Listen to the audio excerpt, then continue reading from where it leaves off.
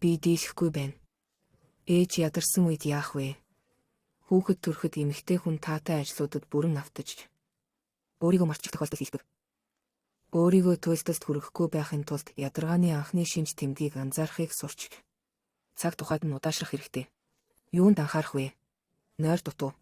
Нэлэх хүүхдийн унтах дэглэм хараахан тогтоогүй учраас ээжид өдөр шөнөгүй нойргүй байх тохиолдол их гардаг. Танд тогтмол унтаж амрах боломжтой байх нь маш чухал. Хантайгаа ярилцаж тохиролцоод шөнийн ээлжийн хуваар гаргаарай. Таны нойр дутуу байх нь архаг болохгүй. Цэвэрлэгээний төгс төгөлдөр үзэл. Цэвэр байдал эмх цэгцийн талаар хэвшмэл шаардлагуудаа багасгах. Хүүхдийн төрх нь гэрт хязгааргүй самуун үүсгдэг. Хэрэв та үүнийг ялах боломжгүй бол хүлээн зөвшөөрөхийг оролдоорой. Тусламж хүсээрэй. Ээжийн амьдрал нь тусламж гуйхыг сурах сайхан цаг. Гудамжны хүмүүсээс тэрэг буулгахад туслахыг гуйгаарай. Та салхинд гарч явахдаа хөршүүдээсээ хүргэлтийн хүнийг угтлахыг гуйгаарай.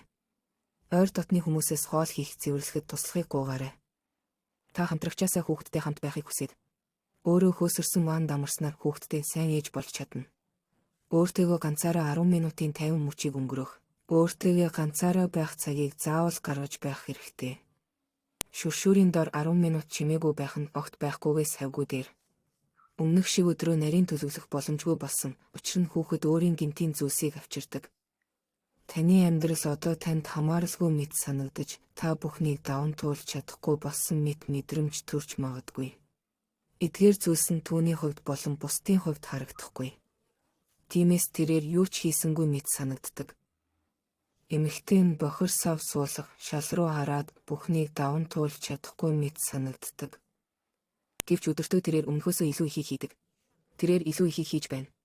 Тиймээс хэрэв та даван туулж чадахгүй гэж бодож байвал одоо та өнөөдөр хэдэн зүйл хийснээ санаарай. Та аль хэдийн сайн байна. Та бүхнийг даван туулж байна.